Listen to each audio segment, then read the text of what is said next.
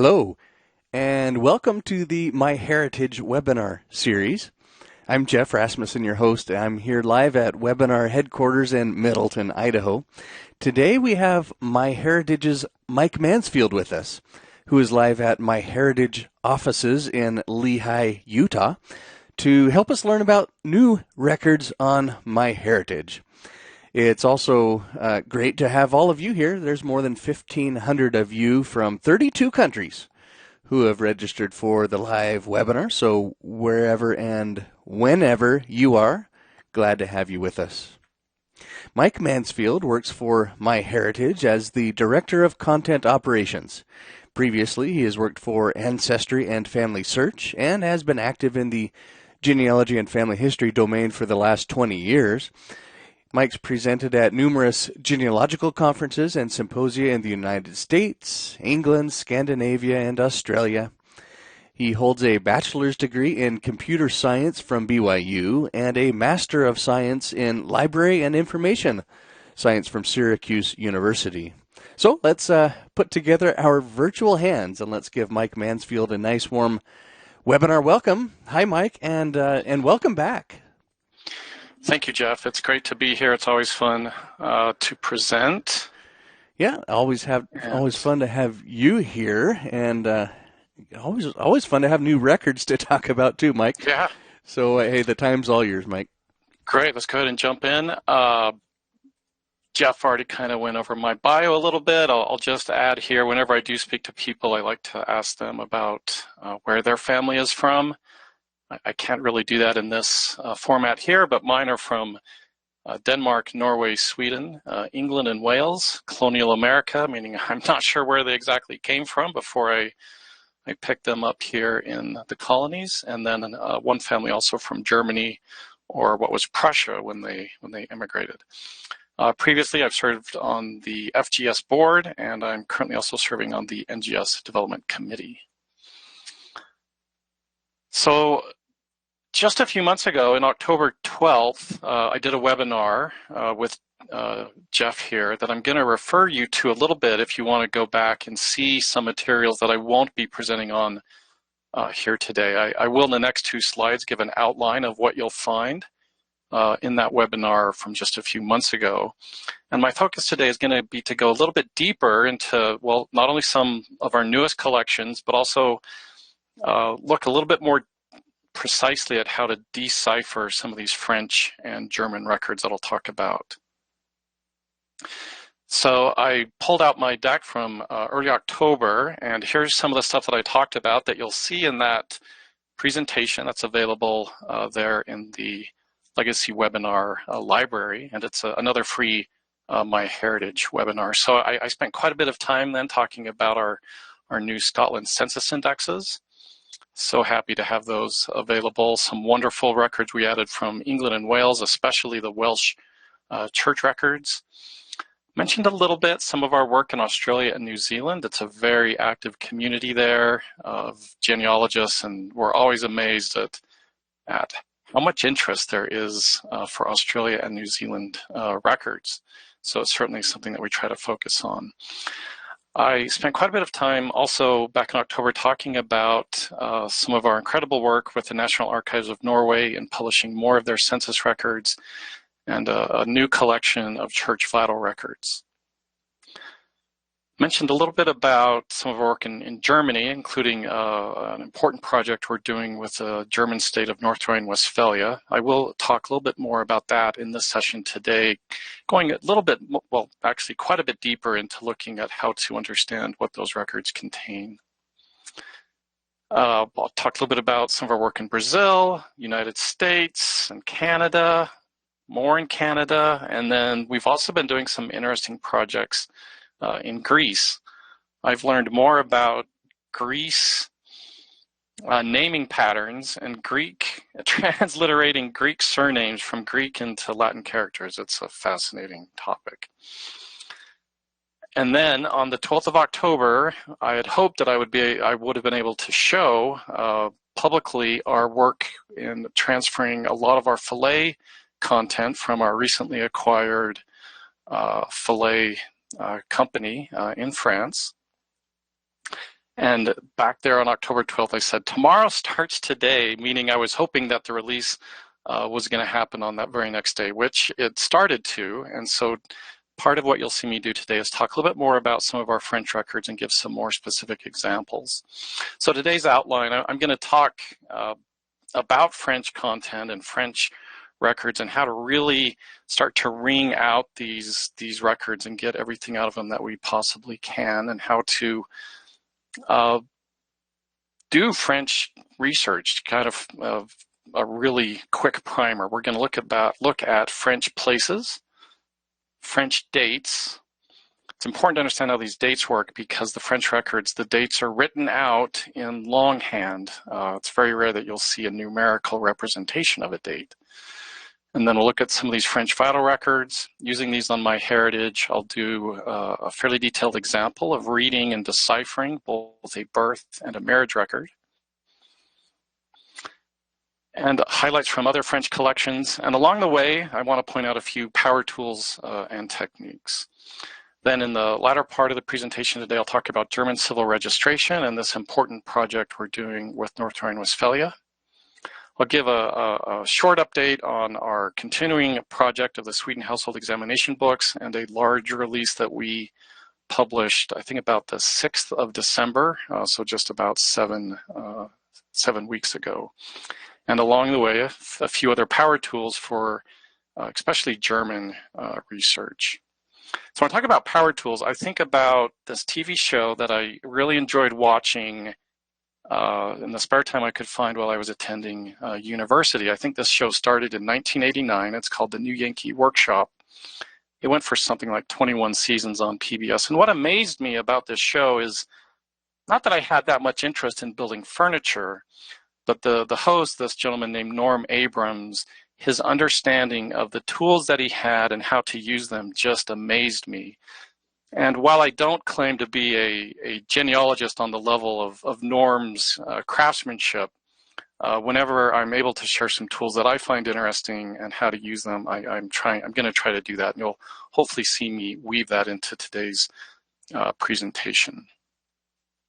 All right, so before we last met on October 12th, we had something around 40 million records of 40 million French records on MyHeritage. We had a fairly robust collection that we had done from the Department of Nord, a large countrywide death index, and another compilation, pretty sparse coverage for a number of departments throughout the country, and then a military death index. And that was kind of it, right? It's pretty shallow, but we were starting down this road of doing a lot of French work, and really this led us to our interest in Fillet, is understanding what they could bring to MyHeritage and the MyHeritage users and our community if we were to do this massive injection of French content very quickly. And that was a big reason why we did that acquisition, was to bring just a huge amount of French records very quickly. All right, so now in France, at least since October 13th, we've added a massive collection of church vital records and civil vital records. I'll talk a little bit more about those. Also a number of French Census collections. And that was what I would call our phase 1 work, which happened on October 13th through the 17th. Only about 500 million new records, one of our largest single release weeks ever. We followed that up in the next few weeks with what I am calling phase 2 with Fillet, where we added a number of military record collections, some other censuses, naturalization, burial registers, and that added another 15 million new records there in the last week of October. So as we dive a little bit deeper into France, we need to talk just a moment about jurisdictions and some of the terminology that you'll see. So they use this phrase that confused me a little bit when I first saw that, and this notion of Metropolitan France. And I wondered, what are they talking about? Are they talking about Paris and its metropolitan area? Are they talking about just the metropolitan sort of, really urbanized parts of France?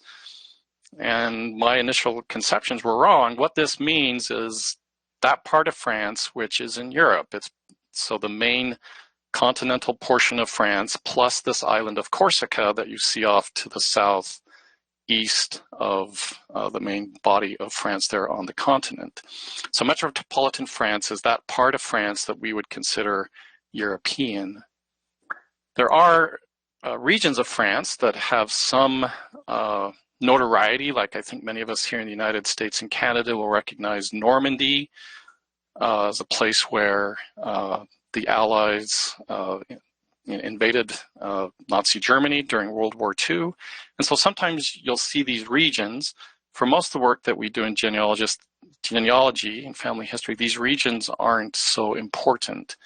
There are also 5 additional overseas regions, and these represent some of France's largest territorial sort of possessions that are in other parts of the world.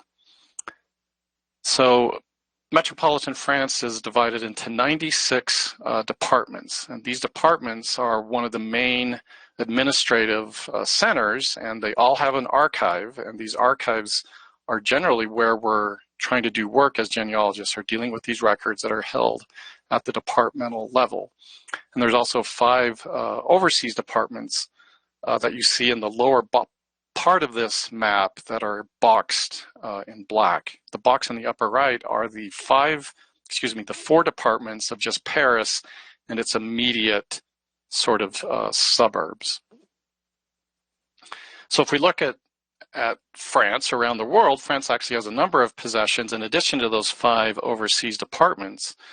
So if you live, for example, in New England, the shortest distance to France is actually to go to this small island just south of Newfoundland called Saint-Pierre-et-Miquelon.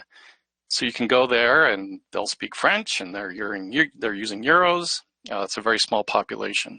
So France has a number of these departments around the world, and you'll see some information perhaps as I go through talking about some of these other departments. So France, as I mentioned, is subdivided in these regions and these 101 departments and these about 36,000 communes.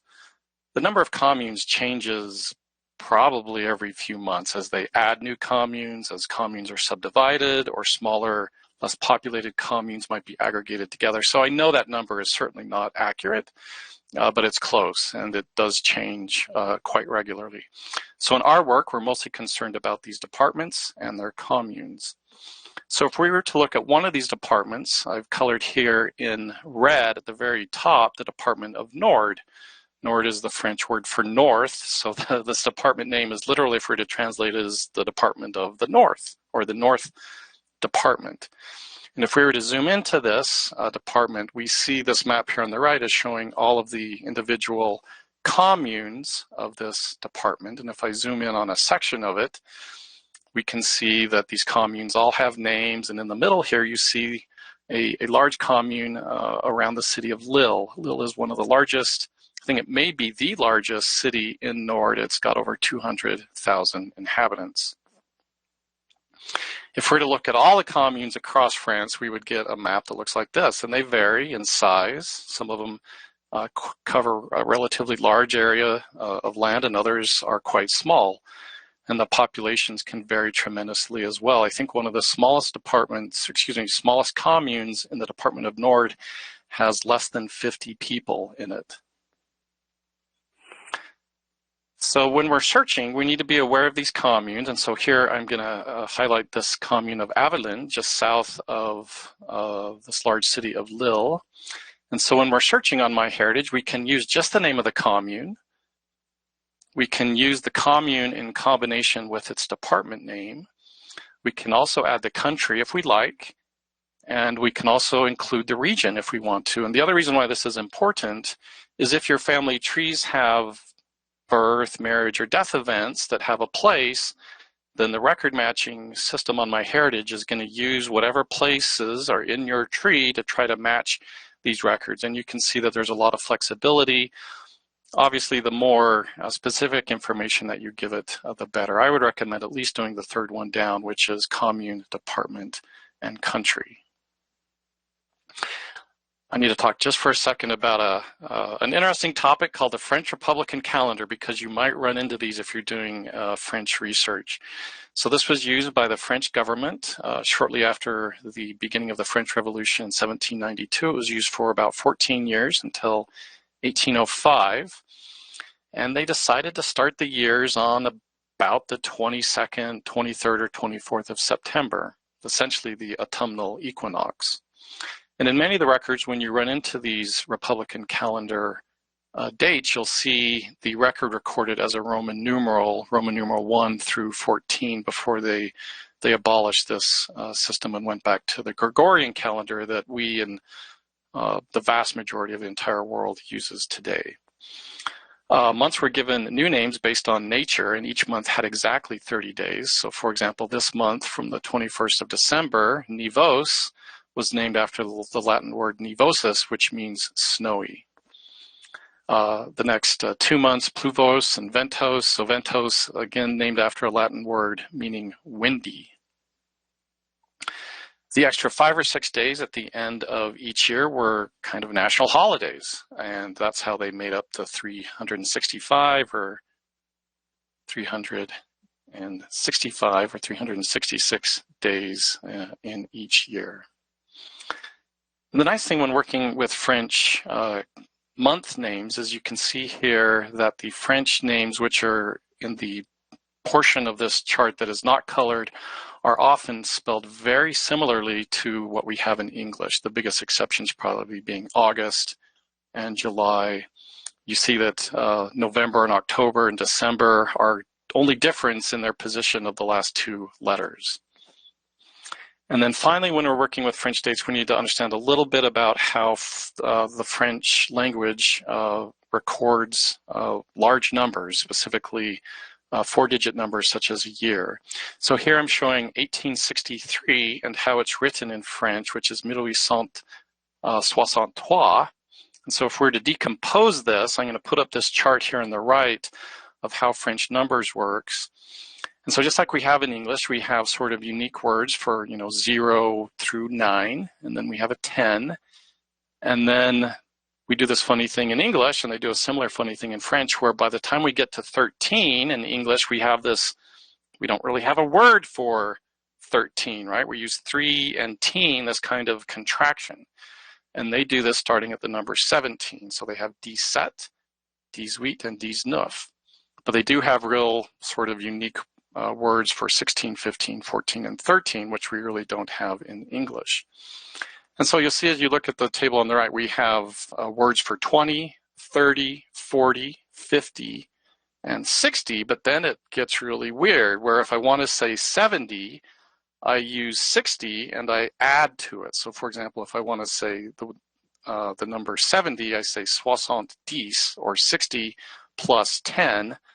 The plus isn't really spoken, or it's never spoken, it's just inferred. So if I want to say something like 79, I say 60 plus 10 plus 9, and then it gets even more weird when we get to 80 and 90, where they also don't have words for 80 or 90, but they use 80, or 4 20s. So to say a number like 99, you say 4 20s plus 10 plus 9, 99. It's kind of interesting. It's a fun way to express numbers. So when we're looking at a French record, we'll see a record that's written as something like 1818, so 1863. And this is how you'll see these dates represented in the records, and I'll show you an example here in just a moment. So this is a coverage map from October, just a few months ago, of our current status with the church vital records and the civil vital records. So in France, civil registration started in September 1792. Prior to that, the church, predominantly the Catholic Church, was collecting records of baptisms, marriages, and burials.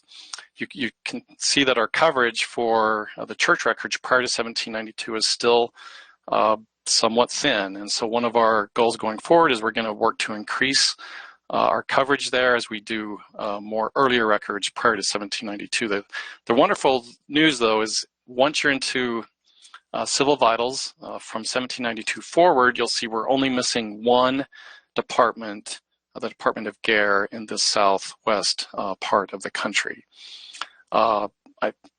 So yeah, wonderful collection, incredibly helpful in finding these amazing vital records. So let's look a little bit further at how to do this. So I'm going to jump over to a browser real quick, and let me bring that into view. Great, so here I'm on MyHeritage, and let's go find an example French civil birth record and how we can understand that and read it fully. So I'm going to come here to our collection catalog, and I'm just going to type France, I don't know, let's just say birth. So here we go, it's the second one down, French church baptisms and civil births.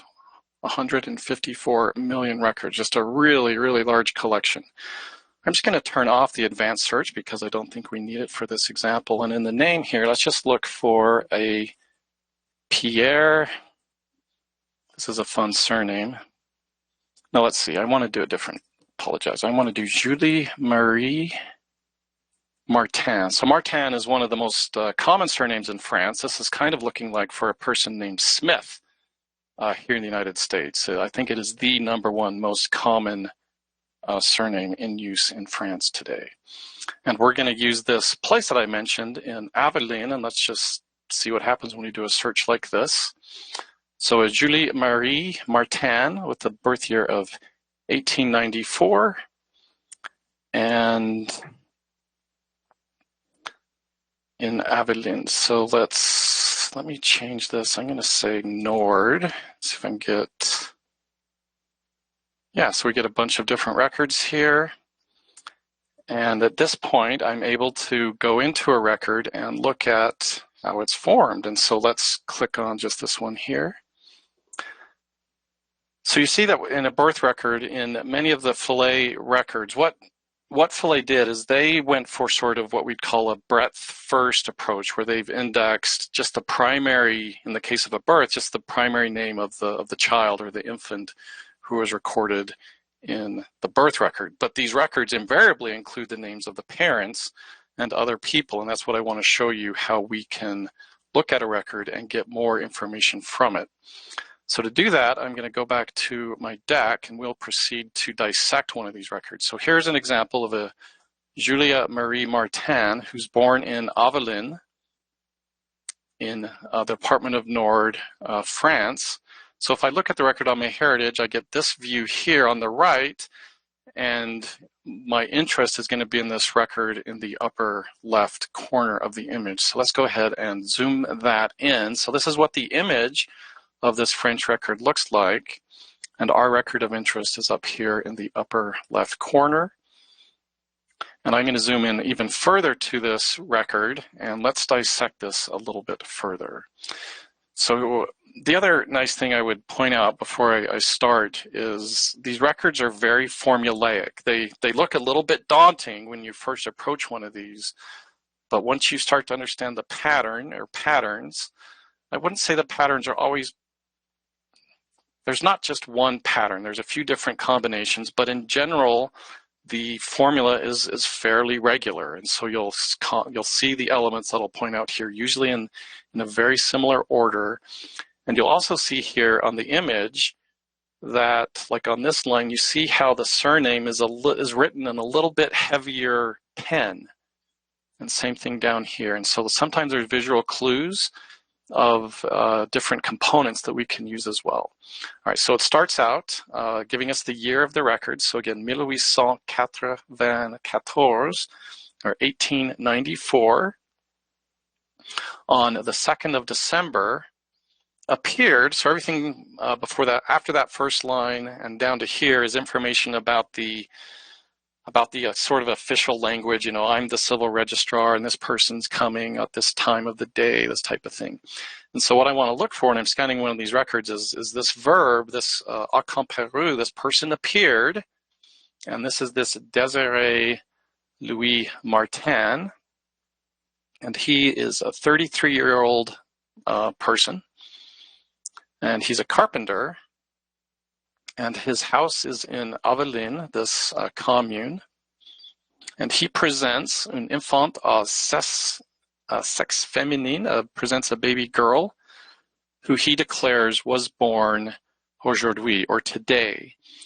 So it's very common that you also see a different word here, such as the French word for yesterday, which is hier, or the day before yesterday, avant-hier, or things like that. So be aware that you're looking at sort of a relative dating to try to figure out exactly the birth date for this child.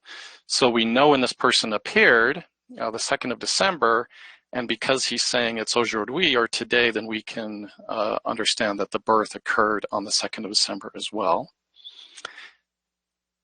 Here we see the name of the mother, this Victoria Marie Cardon, his wife, and her age, she's 32 or 32 years old, to which infant he has given the 4 names of Julia Marie. And so this is the given names of this baby girl, Julia Marie, and then following French naming pattern, she would then take the name of the father, which is Martin.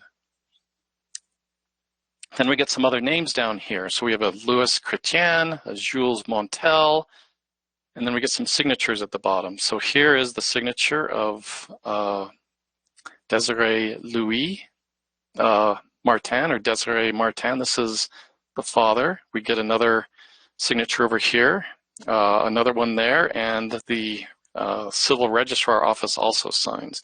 So you often get some insight into the signatures of your family members and ancestors as well. When I look at the marriage record in a second, you'll see that it's important to look at these names towards the bottom of the record to understand how these people might be related to your family. They can be friends, they could be neighbors, but they're often named relatives, and you'll see that in the marriage record. So let's do the same process with a marriage. So here we have a marriage of a Armand Blanchette and a Marie Constance Barrow. Again, this marriage, beyond just the name of the bride and the groom, we're going to get the names of the father of the groom, the mother of the groom, the father of the bride, and the mother of the bride, and likely some other witnesses who very likely are related. So when we look at the record on MyHeritage, we get this full record view. I've highlighted here in purple our record of interest. And the record that we want here is on the right upper part of the page. You'll notice that records can flow from page to page. The record below this one that I've highlighted will certainly continue on to the next image. So please be aware that you sometimes need to look at the next image as well to get the rest of the written record. So if we zoom into this record and start to do the same process, we get the year, 1880 or 1880. We get the we get the month and day of month, the 13th of November. And then we get this name, Armand Blanchette, age 37, and we get his birthplace. And what's interesting here as well, I didn't point this out in my highlights, but here it says without profession, and he lives in the city of Mons at this street address. So we get his home address as well. And so he's born at Montfort on the 22nd of December, 1842. And fils majeur, he's the adult son, meaning he's not a minor or a child, of Armand Blanchette. So we have an Armand Senior and an Armand Junior. And this is his mother, Francois Papin, again with her maiden name. Isn't that awesome? So we immediately know the maiden name of the mother just from this marriage record of her son. And then on the other part, so this is an important keyword you want to pay attention to. On the other part, so this is going to introduce the bride. So this is Marie Constance Barrow. She's 29 or 29 ans. And she's born at this place called Pressigny. And she's born on the 17th of April, 1851, or 1851. And she is the adult daughter of her father. This is the bride's father, Jacques Barrow. He's a farmer or cultivateur. And this is the mother of Marie Mauboucher. And they reside at Parisian, so where she was born is where her parents still live. And then down here we get the name of the bride and the groom again. So here we have Armand Blanchet and Marie Constance Barrow, and it says are united in marriage. And then down here we get some additional names. We get a Louis Blanchette, a Louis Frossard, and a Auguste Barrow, and some signatures. So here's the signature of the bride and the signature of the groom. So when we look around these additional names down here, these witnesses, we see that this one is a frère du mari, or a brother of the groom. This one is an uncle of the spouse, meaning here the bride. So here we have an uncle of the bride and a brother of the bride. So we get 3 additional named family relations in this marriage, in addition to the 4 parents of the bride and groom. I mean, that's just so awesome. All right, so the next thing, this is one of these tools that I want to introduce you to if you haven't seen these, are some surname distribution maps. So as I was dissecting that record, I hit these French names of Malbouchet and Barrow that I wasn't sure that I was spelling properly. And so here's a wonderful website called geopatronymy.com. And when you come to this website, you can put in a surname here into this box, votre nom, and it will give you a map like this that shows you, this is the map that was returned for this surname Malbouchet, and it shows me the departments in France and how relatively common that surname is. You see that this surname Malbouchet is quite rare across France, and it only appears actually in Paris itself and 3 other departments according to these different segments. So up here you can narrow your data set that this is going to use and narrow it even more.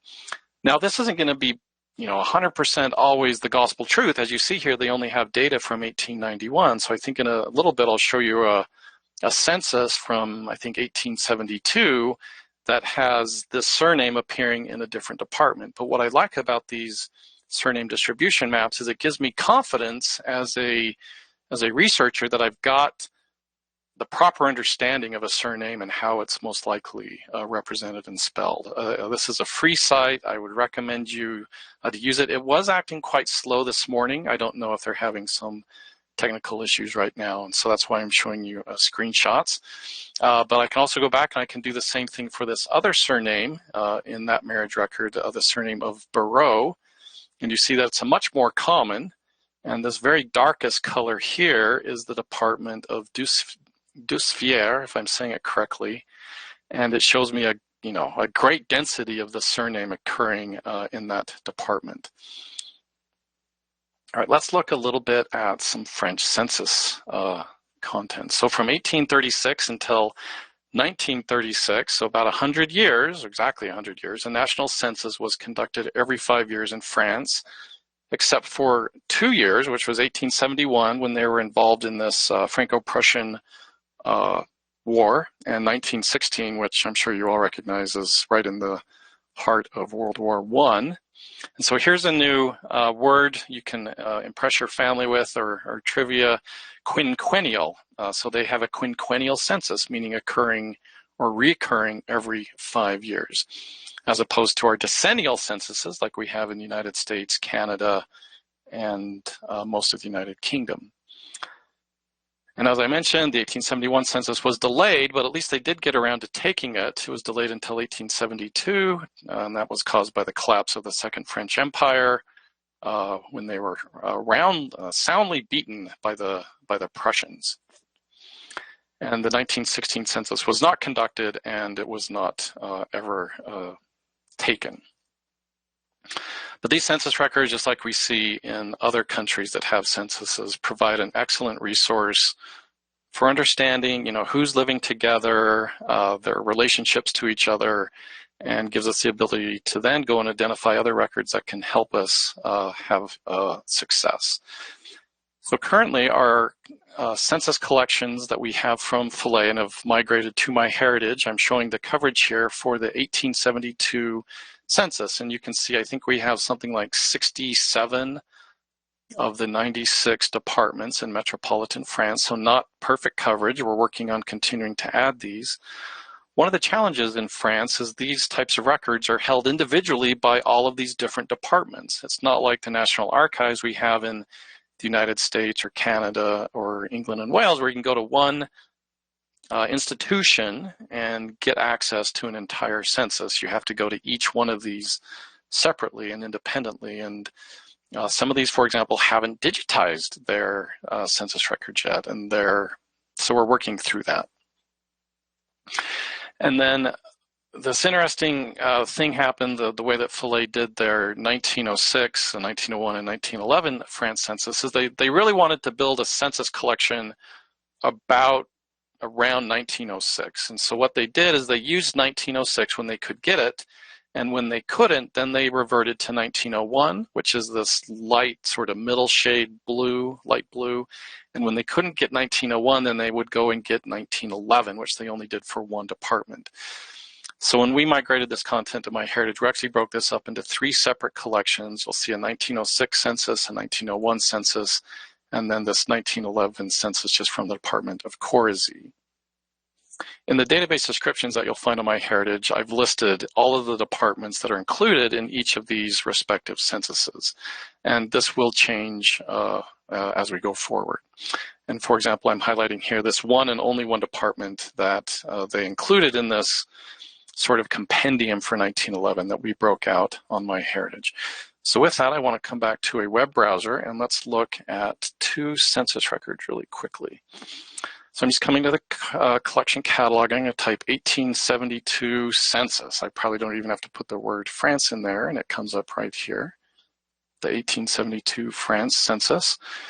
So if I do click on this little element, I've listed here all of the French departments as well as their departmental number. All these departments in France have sort of this unique number that you'll often see on, Wikipedia articles or things like this. It's kind of like a very high-level zip code, right? It's the department of 20 is always coarse.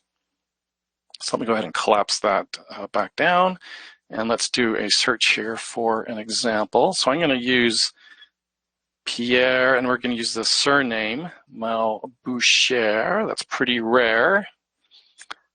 And let's just go ahead and hit a search on that combination. Great, so here we get a record, Pierre Maboucher, and we get information about the department. It's Mayon. This is a department near some of those others that I showed in the surname distribution map.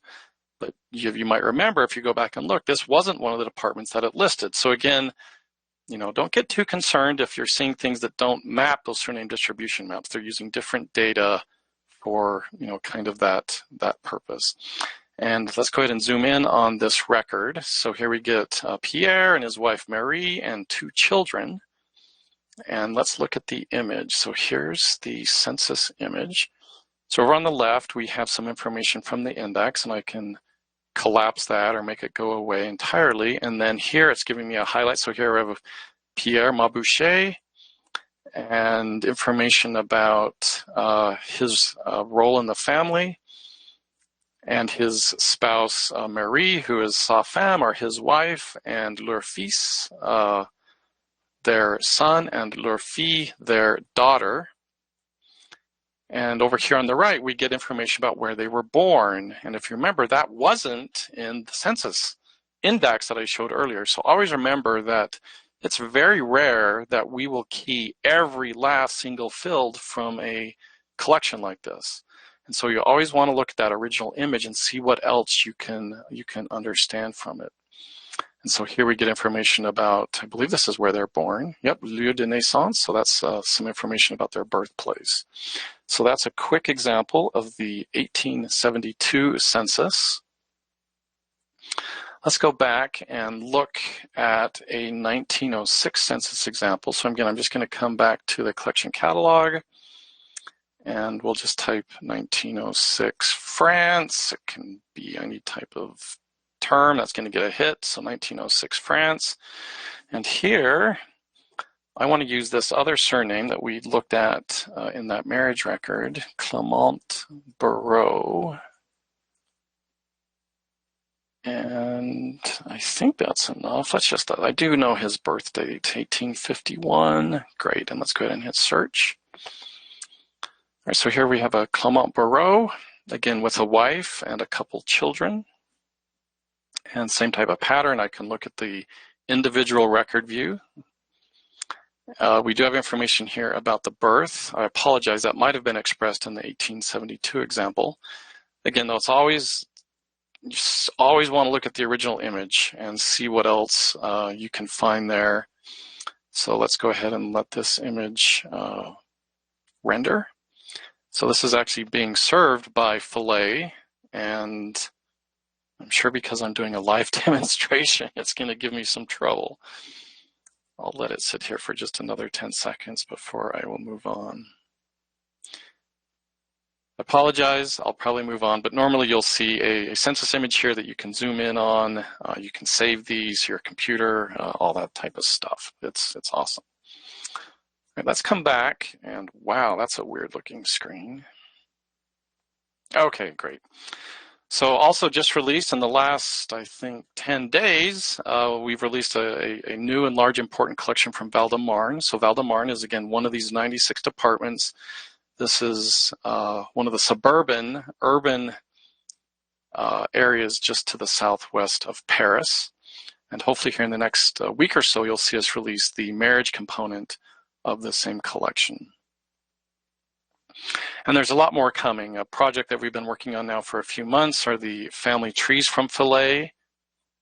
So that'll be a great collection to see what do these predominantly French users of the Filet website have as far as trees go. And then a number of other French records that I've listed just a sample of here. If I were to list everything, I'd have probably 5 or more slides of just listing collection after collection. One that I'm interested to see being released is the Algeria Civil Vital Records. Algeria was a department of France until they gained independence, I think, in 1960. So continue to watch for additional releases of additional French records. Okay, I'm going to spend the next little bit here, the last part, we're going to talk about German civil registration. So what's fascinating to me is when I pull books off of my shelf, some of these German research guides, such as In Search of Your German Roots, or this massive book, Germanic Genealogy. This is a real knee breaker. And even a more recent book, such as this one by James Beadler, Trace Your German Roots Online, you find very little content about German civil registration records. And in my experience, the reason why this is the case is archives have only recently, like in the last 2 to 5 years, only recently have these German archives been willing to release these records unless you could like prove your direct relationship to whom you're trying to find, right? That's kind of a chicken and the egg problem. We're starting to see this change finally in our industry, where German archives are starting to feel comfortable in releasing these civil registration records. I personally think this is due to sort of getting a final understanding of their data protection policies. The GDPR law that was, I think, enshrined in 2018 kind of finally gave them a legal, solid framework that they can point to and depend on for how they can digitize and release these important civil registration records. It's kind of funny to me because if you look at the Germanic Genealogy book, this one in the center, there's more content in this book about Brazilian civil registration records for Germans who immigrated to Brazil than there is about German civil registration records on their own.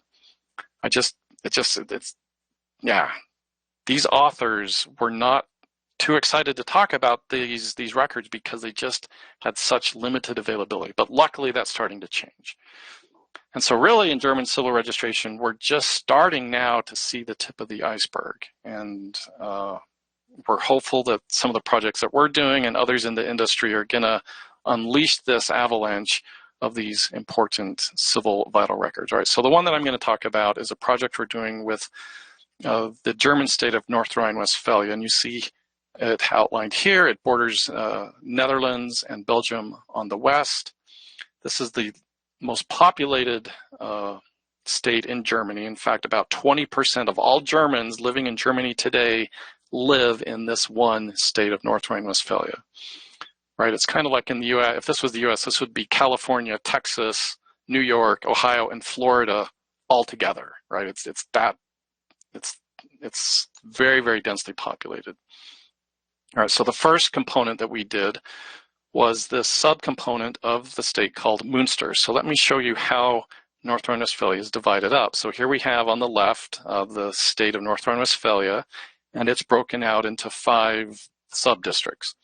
And the first one we did was Münster, that you see here in the bottom middle.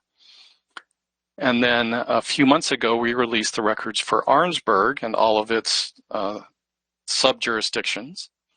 And then we're just a few, probably a month or two away from being able to release Detmold.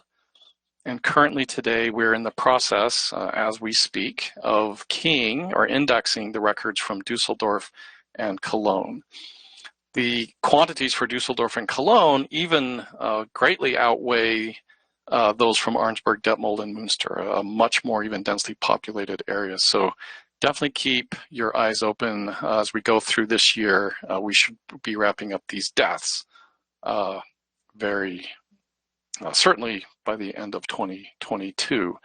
We're working with this archive to hopefully being able to continue with their birth and marriage records. And again, it's our hope that this is not only important content for our community, but it's going to show a pattern to these other German state archives that, hey, this can be done. The industry partners such as MyHeritage can act in a way that you'll like, and that we can finally make some headway with these German civil vital records. All right, so let's look at one of these as an example. So here's an example of an Agnes Fries, born Schiefelbaum, if I'm saying it right, and her death date is July 20th, 1888, and she's born in this place called Siegen in North Rhine-Westphalia. So we can quickly go do a search for this. It's going to be very similar like you've seen me do before, collection catalog, and I'll just search for the collection. I can just say something very easy like North Rhine. So the collection currently today, we call it North Rhine-Westphalia, Arnsberg, and Münster. We added this parenthetical phrase to help the community understand that this is not complete yet, right? This is a collection that still is in progress. It's complete though for Arnsberg and Münster, and we'll update it as we go forward. So in this example, we're searching for this woman named Agnes Fries, and she died in 1888. And here she is at the top, Agnes Fries, born with her maiden name. So here we get some information about her birth, including a birthplace. That's really awesome. So we have some secondary evidence of a birthplace that we could follow up with, and some a death date and a death place. And this is the primary document for this person's death. Now there might be another primary document, and that would be a church book. If a church book can be found for this congregation where this person attended, then we could also have probably a record of a burial, and that would be very similar to what we might find here. And just like we see with all collections on MyHeritage that have images, I can zoom into the image and I can save it, print it, attach it to my tree, all that wonderful functionality. But I want to come back and dissect one of these. So here on the left is the same record that I was showing you, and on the right is sort of the full record, individual record view, and we want to look at the image. So here is the image, and I've broken it up into 2 parts, the top part and the bottom part. And just like we did with the French records a little bit ago, I'm going to show you how you can dissect these independently. So here at the top, we have the entry number, the district office, and the date. Luckily, they're using written numerals instead of the way the French do it. It makes it a little easier to find these dates. We get the name of the reporting person there in red and the reporting person's residence. The reporting person might be a family member, it might be a neighbor, it might be a doctor. It's sometimes, don't assume that this is necessarily someone that's related. And then finally there in the middle, we get the name of the deceased person. So Agnes Fries Geborna, and her maiden name, the Schiffenbaum. We get the age of the deceased, so she was 66 Yara, or years. And we get her religion. I think this is some form of evangelical, probably meaning Lutheran evangelical would be my guess. And understanding the religion of a person like this can help us understand where do we go look for church records of, say, her birth. That can, give us additional clues into this family. Then we get the residence of the deceased, as well as the birthplace. We get the name of the husband and the father and mother. Wow, so we have a father and mother of this rather aged 66-year-old person who died in 1888. So a spouse and a father and mother. So just really rich information about names of these people. And then in the bottom part, we get the name of the reporting person again, and then the death date and death place there at the very bottom. So she died on the 21st of July, 1888. Here's another example. I want to just show you real quickly a power tool that I hope you'll enjoy. So sometimes you'll see a record like this where we have just the basic form of a place. So all the record in this case tells us is that there's this name of this birthplace, Habeck, and a death place, Glinga. And we're left to wonder, okay, the death likely is in North Rhine-Westphalia. That's where these records were recorded. But the birth could be almost anywhere, right? It could be in the Netherlands for all we know. It could be in another part of Germany, or what was Prussia then. And so what I want to show you is a tool that I find extremely helpful to helping me understand where is this place and how does it relate, for example, to a church that this family may have attended, where I might be able to go find a German church record. So here's an example of this image. So here it's at the bottom we have her residence, this place Glinga, and she was born or geborn at this Habeck place. So we're going to go in a little bit of sleuthing mode here. So let's put on our Sherlock Holmes attire. And I want to introduce you, if you haven't seen this yet, it's an important resource for German genealogy. You'll oftentimes see entire one-hour sessions at conferences about this two-book gazetteer. It's called Myers-Orts, and you'll often hear people talk about Myers-Orts, and let me show you some wonderful tools that have, in the last few years, become available that helps us immensely use this incredible resource. Yeah, so for each place, it can be used to find its jurisdictions and where the civil registry office was or located, and information about if it has say a Catholic parish or a Protestant parish, or lead us to other places, other nearby, say, larger places of tiny towns or estates or villages that did have these other institutions, such as a parish church, that can lead us to other records. This important gazetteer covers the German Empire from 1871 to the end of World War II, before it was kind of reshaped there at the Treaty of Versailles at the end of World War I. But it's right in the heart of when we're trying to figure out some of these places in civil registration records.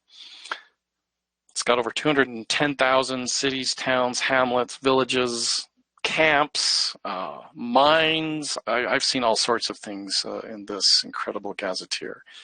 And each entry contains a paragraph of information about the place, including the name of the place, the type of the place, the state to which it belongs, all sorts of stuff, even if it has a bus stop or a post office, or if there was like I said, a Catholic parish church or an evangelical church.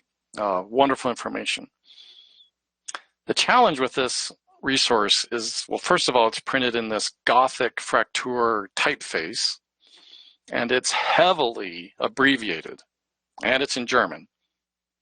So here's an example of a place called Mittelstadt, and it's just crazy how heavily abbreviated it is. and take some practice to read this Fraktur font well. But there is a solution here. So until a few years ago, you really needed what I called a secret decoder ring. And there's this wonderful, about 30-page pamphlet written by Wendy Unkamper that tells us how to read Myers-Orts and decipher all these codes. And I depended on this book quite heavily for many years. But the good news that I'm about to show you is don't do what I did, and don't go and buy a copy of this old double volume set and have it shipped to you from Germany, because there's a better option. So here it is sitting on the left here in this picture of my bookcase behind me at work. On those are on the right. On the left are 2 volumes of a West German telephone book. So don't go buy those, because now today there's this wonderful website called myersgaz.org, and I will show you in just a second how we can use this to give us this answer. So let me go to the website, and we're going to look for this place called, let me get the proper spelling. I'm a horrible speller, I apologize. Habbeke, Habak. So when I do a search here, I'm given one result. Sometimes you'll see multiple options. Like if you type in Berlin, there's a number of places in Germany that are called Berlin, and you have to kind of understand, okay, this one's in this place and this other one's over here. But if I click on this entry, it's got a very tiny entry in the Myers-Orts Gazetteer, and I can actually download the original page. But basically what this entry is telling me is it's an estate, and it's in this jurisdiction called Olpe, if I'm saying it right. So one thing that this book will do is it will then lead me to the town or village that's kind of its superior. Like, where would the records for this little estate be kept? But before I go there, I want to show you one of the most awesome things about this website is its ability to show me a historical map of where this place is. So here is Habak, and let me zoom this up, and it works really well on a very kind of a large screen. And you can see all these little black dots down in here are buildings. Sometimes you can see that there's a cemetery or a church. And so there's some sort of river. It looks pretty hilly here. You know, I'm wondering how the paths are between these places. And so this person that we're looking at, this Agnes Fries, she was born here on this estate. There's a tiny little village to the west, and they're on some river here. But let me go back, and let's look at the related entry. So now if we go to this C reference, so the last entry here on the Gazetteer says, sees this, go to this place. And so if we come here, we get a very large entry from the Gazetteer. But the wonderful thing about this website is it's decoded everything for me already. I don't need to understand what all these codes are, because it really can be a challenge. It's already telling me everything that I really want to know, such as, is there a parish church here? And so if I scroll down, it tells me that there's a Catholic parish church. It doesn't say that there's an evangelical parish church. One of the newest features of this website is this ecclesiastical feature, where it's showing me the relative location of other parish churches. So it's telling me that there's a Protestant parish church about a mile away in this location called Kirchendime. So I can go here and I can look at this record and look at it on a map, and I can see how it relates relatively to the place that I just showed you, and see if I would agree that this is maybe where this family might have had church records recorded. So here, this little dot with the cross above it, that's the indication for a church. So super awesome resource. If you haven't used Myers-Orts before, and I don't blame you if you have, it's been rather difficult, but this website has really changed the game for us in German genealogy. It's a wonderful site, completely free. It's incredible. It's amazing to think there's a whole website that is nothing but 2 books. It's about 2,000 pages of content, and they've created this wonderful resource for us. All right, so I already went through this. Let me catch up to where I was. So yeah, we don't need to do that anymore. Don't go buy the book. You don't need to. I haven't used my books for a long time. And then that map, the last tool that I want to show you before I end is that map that I showed you that's linked to by that Myers Gazetteer is how can you get to that map separately? And the map is called this title in German. I won't try to say it as I know I don't pronounce German words very well, but it consists of 674 sheets. If we were to print out this thing, it would be about the size of a half-court basketball court, and it's available at the David Rumsey Map Collection. So who is this David Rumsey fellow? Well, David Rumsey was a collector of maps of considerable resources, I'd have to think, but some of these maps are extremely rare and old and just a huge, huge collection, I think many hundreds of thousands. And he donated his collection, I think, to Stanford University, and they've made this wonderful website called the David Rumsey Map Collection. So for example, if I come to this website and here in the search box, if I type in this German phrase for this huge map made up of all these separate sheets, there in the upper left corner, you'll see this map that I'm referring to. Again, this covers all of pre-World War I Germany, which includes a large portion of Poland and a few other countries. And I can drill into this map and zoom in and see relative distances, hills, roads, railroad tracks, rivers between these towns and villages that our families come from. An amazing resource. And before I leave this really cool tool, I'd encourage you to take a look at this awesome website because you'll find incredible things like this map that I found of kind of a block plot map in Chicago of who's living where by nationality. So all these colors over on the right are coded to different nationalities, like the dark blue are Italians, the red are Russian. Just incredible resources that are available there at that website. Someday I might do a webinar on just using map sites such as the David Rumsey website and some others that are just incredible resources. So with that, I'm going to spend about 30 seconds talking about our last update to the Sweden Household Examination books. So as you recall, I've talked about these a few times if you've seen some of my last updates, but this has been published over the last 6 years. We started with the release about 6 or 7 years ago of 1880 to 1930. You'll find that component also on Family Search, but our partner Archive Digital and MyHeritage, we continued to go forward. So we went forward in time to 1947, and then over the last about 4 years, we've been going backwards by every 2 decades. And so currently today, our collection title is 1800 to 1947.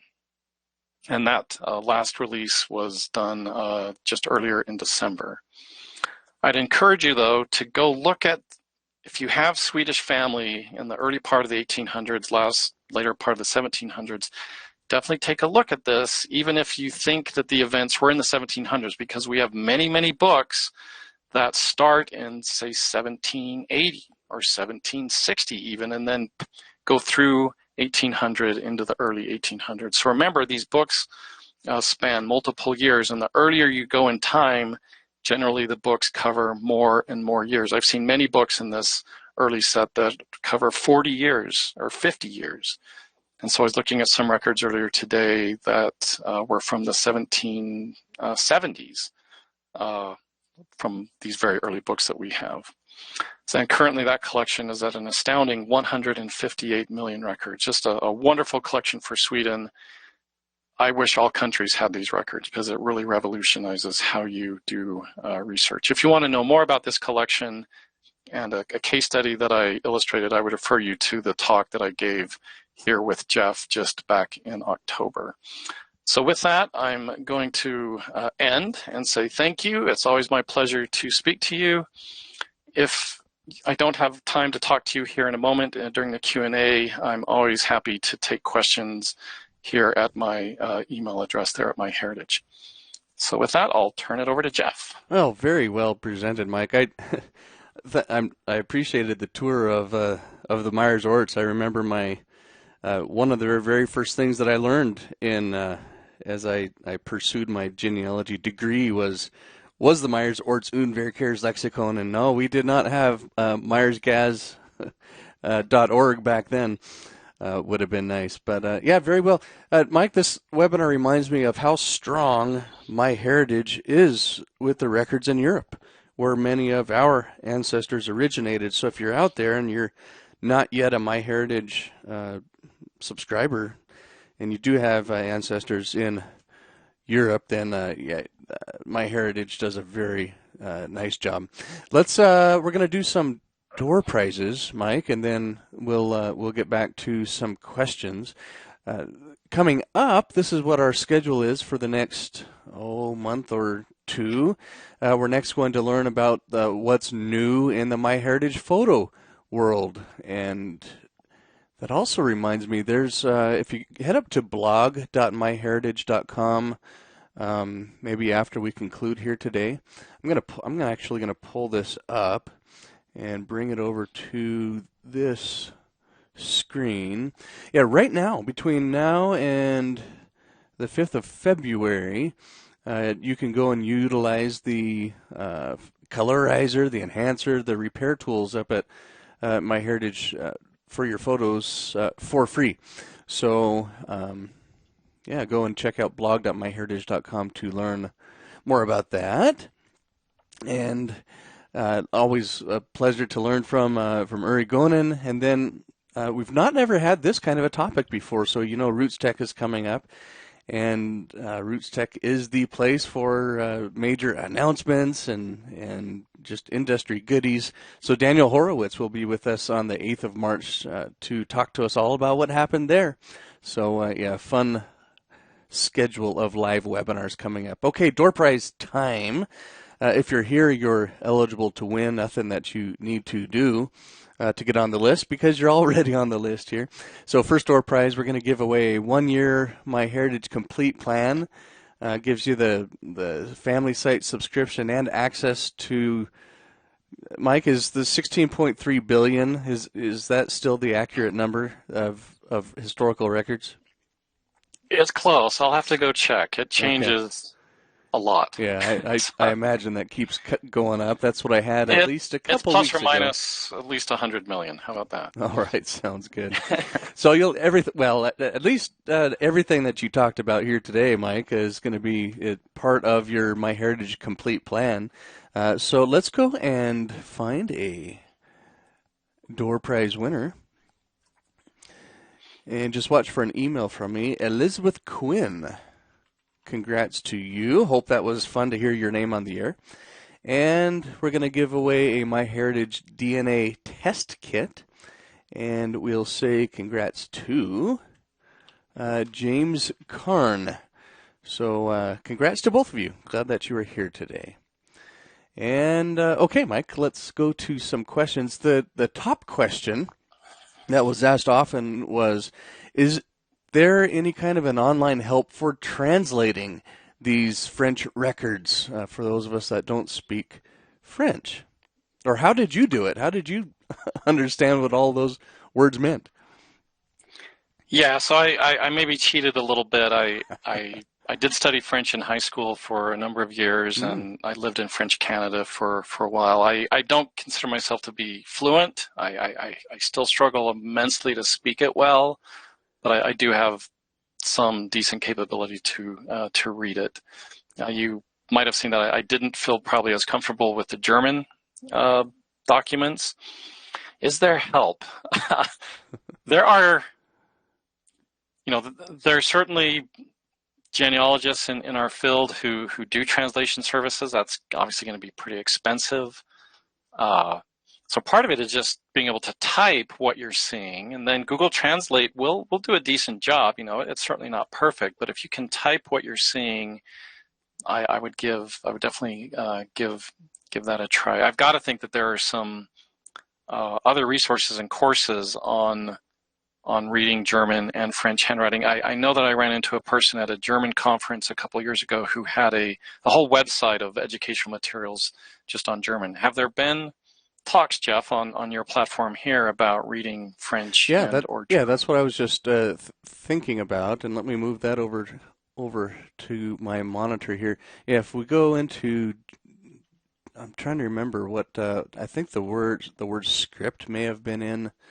Anyways, just go up here and do a search for Germany and click on Germany, and then this will give you a list of the various classes, and it's at the tip of my tongue. But yeah, there is at least one really specific one on reading the German script. So yeah, just go up here, do a familytreewebinars.com/Germany or a /France or a /Sweden, and you can learn all kinds of goodies about those various countries. So, oh, here we go. Gail Blankenau. So deciphering German script. That's the one that I was specifically thinking of. Okay. So speaking of French Canada, Mike, I didn't realize that you'd lived there. Mary Lee is saying for French Canadian research, where in France would I look for where did the ancestors originate? Or is that might be another class sometime? Yeah, so obviously from France, we'll be looking at immigration, outbound people leaving France. We don't have a lot in that category yet. Okay. Now, once they get to Quebec, or what was then also called Lower Canada, many of the records that you'll find in Quebec follow the French style that I was showing you earlier. So if you do have French Canadian ancestors, much of the handwriting type of skills that you'll need to develop are very similar to what I showed you. Obviously, in Quebec, the Catholic Church was heavily involved in collecting the records, and they did an amazing job. Quebec has some of the most robust vital records that I've ever seen, really going back to the first inhabitants there in 1623, something around then. I'm a year or two off. But the French records in Quebec are amazing. I would try to find your earliest French ancestors in Quebec, get into those early French records, and see if it tells you the birthplace back in France. Yeah, okay, thank you. Now, you showed us maps, and we had some fun comments about that from Celia, who is totally addicted to maps. And yeah, it'd be fun to have a webinar on that in the future. A question from Stephen is wondering, have you ever used those maps in conjunction as overlays with Google Earth, or do you know, is that a possibility with those Rumsey map collection? So the integration that the Myers-Gaz site does is using a Google Earth-like API. Okay.